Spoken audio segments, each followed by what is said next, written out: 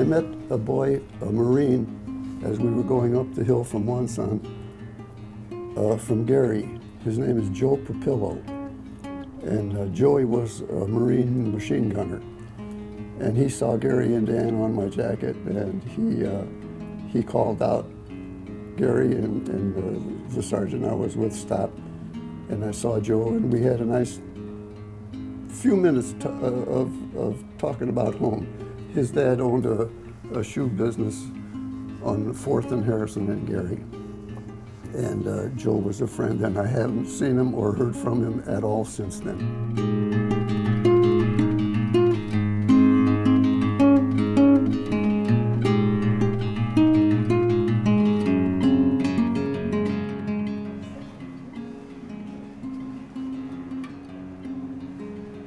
Joe. Hey, but I'd be lying if I said you haven't changed yet. How you doing, kid? That is 63 years. We met on the Wonsan Road going up from that was not an invasion of Wonsan, it was amphibious landing, Yes. unopposed. Joe was carrying a machine gun, a .30 caliber. It was bigger than him. And on the road, I had hitched a ride with a Marine on my way to the 1st Marine Division headquarters.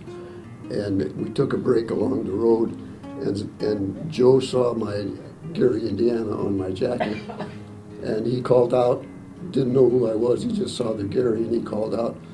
So I asked the sergeant to stop, and he did, and there was Joe. Joe, this is great to see somebody there. And he opened up a can of sea rations, and he offered to share them with me, but I declined. And we had about a 10-minute get-together right there on the Wonsan Road.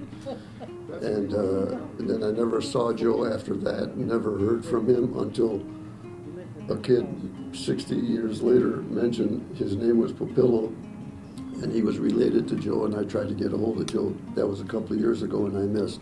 But that was our get-together. It was just a 10-minute break in the march. I felt like a chauffeur, a guy in a limousine that was in a Jeep. He was marching along the road with the infantry, going up the hill, staggering up the hill, I should say. And that was it. And I wrote it down in my little diary that ran into Joe Pupillo today. It happened to be October 20th, which I remember the date very well because of my sister Dorothy's birthday on that day. And I thought if I ever get out of this alive, I'll write about it, and I did.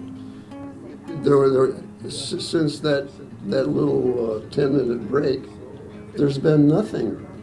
With no communication, never talked to each other, never wrote to each other, never heard anything. I was just glad he wasn't killed.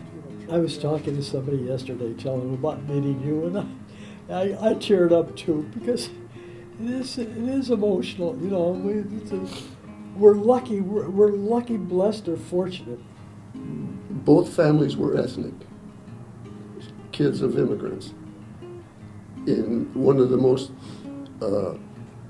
integrated neighborhoods in the world was Gary, Indiana.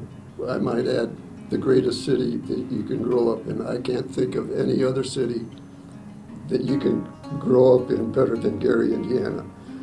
It had every nationality, every religion, it had some of everything. And you had all that in that little neighborhood where we grew up. I don't remember hanging out with Joe, but he was always with somebody that we knew, like the Rendinas or the Manas or something, and we were always friends. We just grew up together, and you knew each other. I think we both joined. Did you join or did you get drafted? We joined. Okay, so we joined. Why did we join? We were proud to be Americans. Yeah. And we wanted to do our we knew we'd get drafted eventually, so we joined. Yeah. Well, it gives you a different opinion about war, for one thing.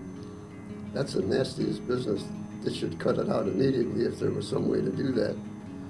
And it does nothing but hurt a lot of people, and it's a crummy business. That's so unlike anything that ever happened to you in your own life that you have to remember it. I don't see how you cannot remember. You might not remember little details, exactly the time to the minute or exactly the day of the week, or you might forget some of it, but you don't forget the whole big picture. It was very big. Where else can you see all that going on and not remember it? You have to remember it.